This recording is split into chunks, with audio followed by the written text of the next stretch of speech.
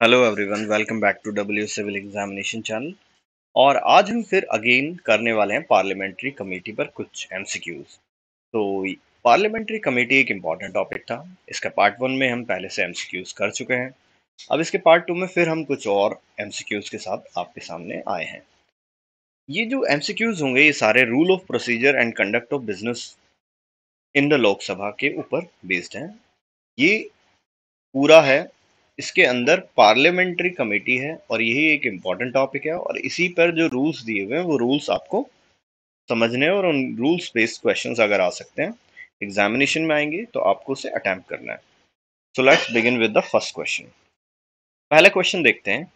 Committee में appoint one और more sub committee each having power of the undivided committee to examine any matter that may be referred to them.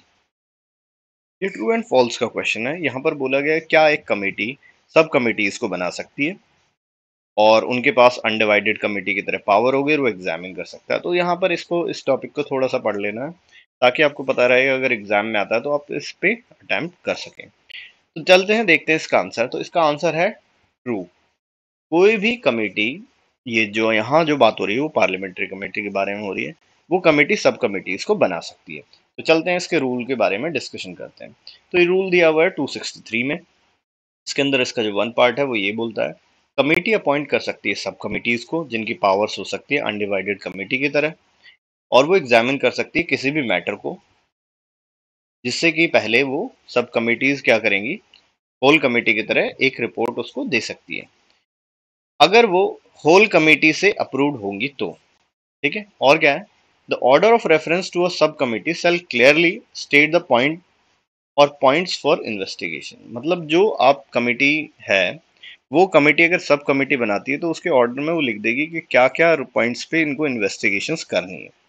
ठीक है, और जो report होगी sub committee की वो कंसीडर की जाएगी होल कमेटी द्वारा। यानी कि एक कमेटी बनाई गई वो सब कमेटीज बना सकती है कुछ पर्टिकुलर पॉइंट्स को इन्वेस्टिगेट करने के लिए।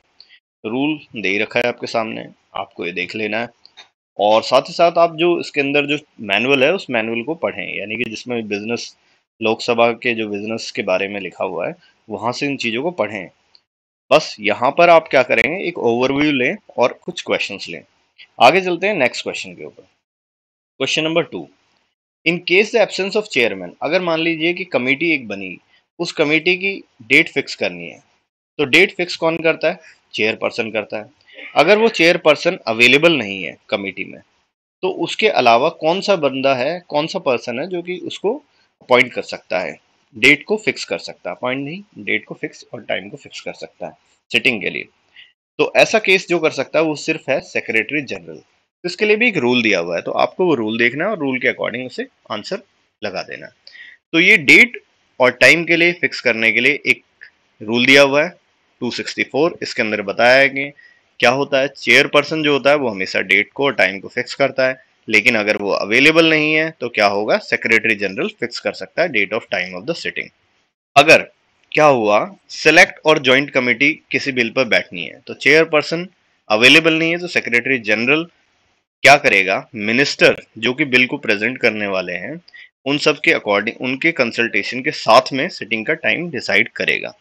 क्योंकि अगर जो लोग बिल को प्रेजेंट कर रहे हैं या जो बिल के ऊपर काम कर रहे हैं वही लोग नहीं होंगे तो उनके अकॉर्डिंग वो टाइम को एडजस्ट करके फिर बताएगा। अब नेक्स्ट चलते हैं। All the person other than member of the committee and officers of Lok Sabha secretariat self withdraw whenever the committee is डेलिब्रेटिंग।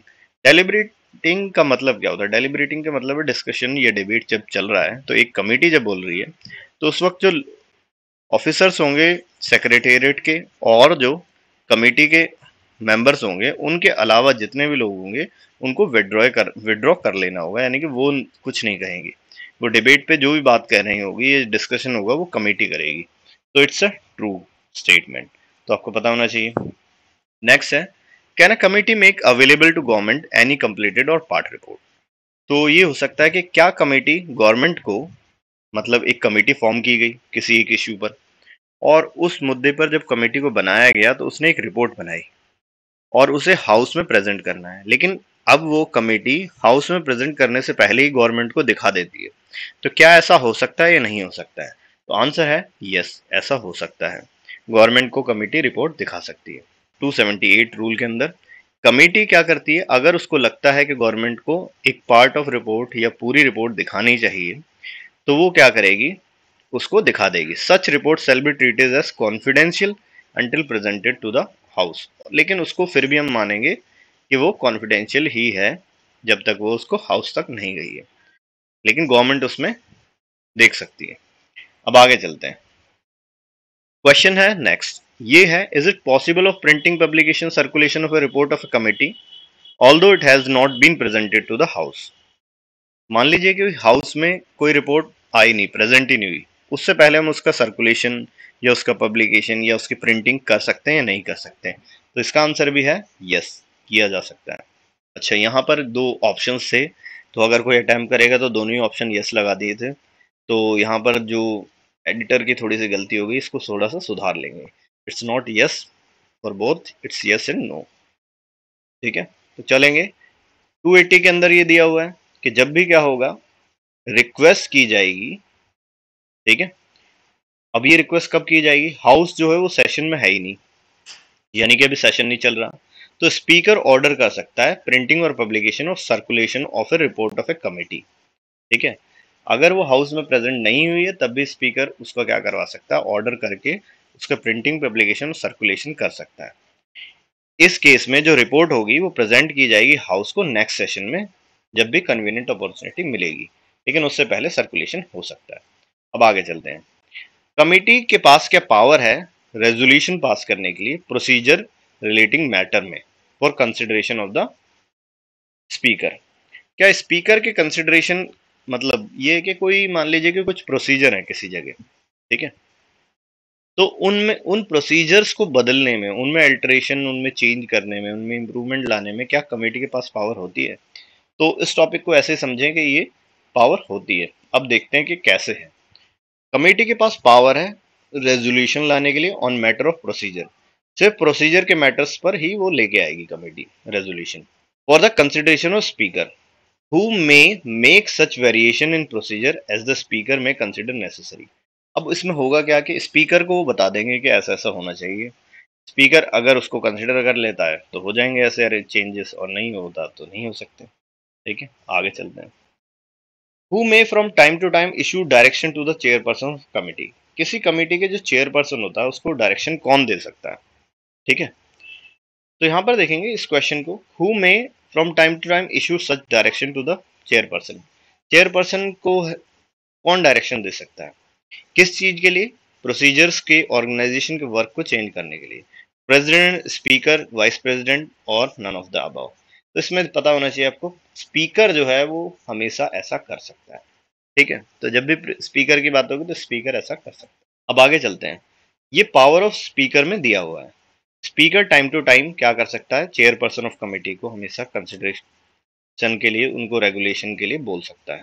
ठीक है, अगर कोई सी डाउट आता है किसी चीज पर, तो चेयरपर्सन को फिट लगता है तो वो क्या करेगा, रेफर करेगा उस पॉइंट को डिसीजन के लिए, और वो डिसीजन किसका होगा, स्पीकर का फाइनल होगा।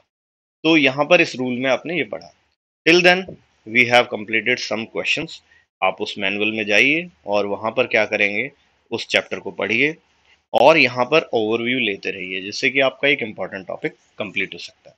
और उसके अलावा आप कर सकते हैं हमारी टेस्ट सीरीज जो कि अवेलेबल है परसू ऐप पर, और हमारे टेलीग्राम चैनल को भी ज्वाइन कर सकते हैं और यूट्यूब चैनल को भी ज्वाइन कर सकते हैं। Till then bye bye, see you in the next video.